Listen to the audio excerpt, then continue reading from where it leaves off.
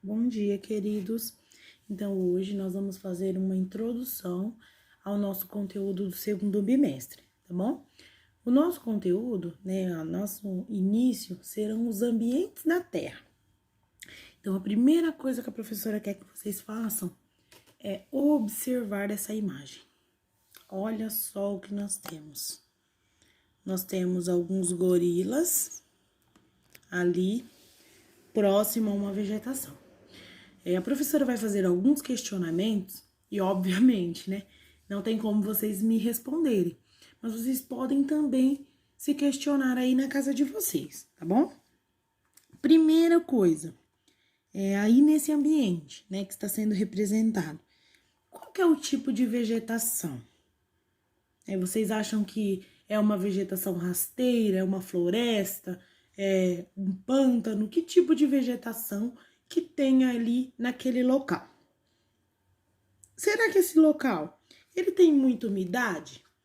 O que vocês acham? Por ser um local que tem muitas árvores, é um ambiente seco, que não tem muita água, não tem muita chuva, ou é um ambiente muito provável a ter muita umidade, muita água?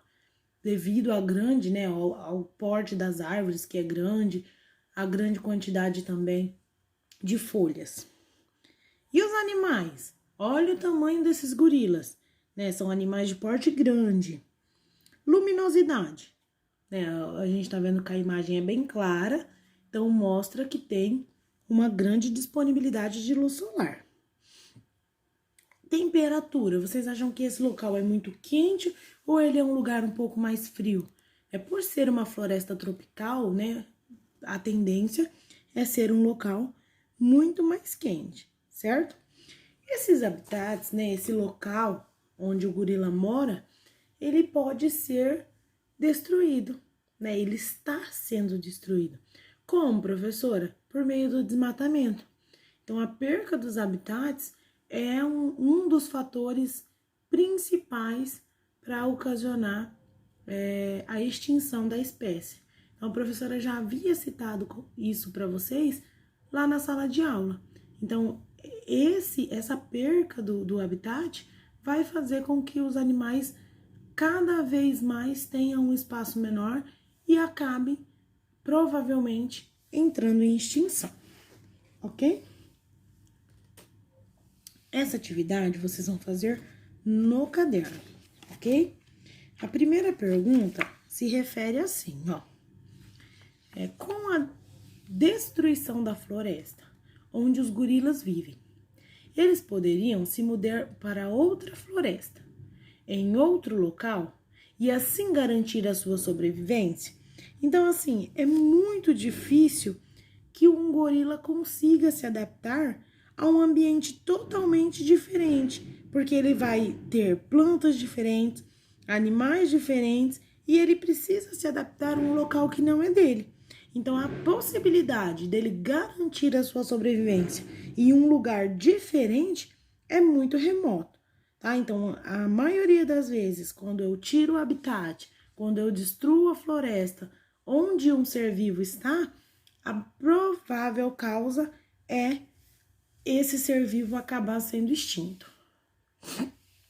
Segunda pergunta: quais características podem diferenciar as florestas presentes em diferentes locais no mundo? Então, nós temos, as florestas do Brasil, que têm características totalmente diferentes da floresta na África, da floresta na Europa, da floresta em todos os lugares do mundo. Por quê? Quais são as características que vocês acham que tem entre uma floresta e outra? Então, a primeira, e uma grande importante, é a temperatura. Então, a variação da temperatura, um local é muito quente, um local é muito frio, o outro tem uma temperatura mais amena, vai diferenciar essas florestas.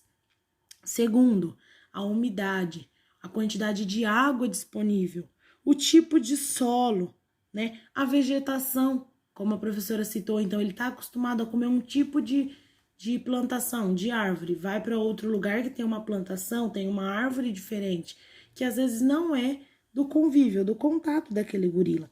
A altitude, ou seja, um local muito alto, ou às vezes um local muito baixo, Vocês viram que o local alto dificulta a respiração, né? A disponibilidade de água, então é um local muito seco ou é um local com muita quantidade de água. Então, todos esses fatores, todas essas características vão diferenciar as florestas presentes nos diversos locais do mundo. Dando continuidade, nós temos aí a abrangência de todos os seres vivos. Depois, quando vocês pegarem o livro, vocês vão perceber que no de vocês começa no indivíduo, tá? No organismo. O que a professora fez? Colocou uma abrangência muito maior, desde lá do 6º ano. Então, vocês estudaram lá no 6º ano, a primeira aqui, ó, e a menor partícula, né? Nós teríamos o átomo. O átomo, ele vai se unir e formar moléculas. Essas moléculas, elas vão se unir e formar organelas celulares. Essas organelas vão se unir e formar uma célula, ou seja, a unidade básica de um ser vivo.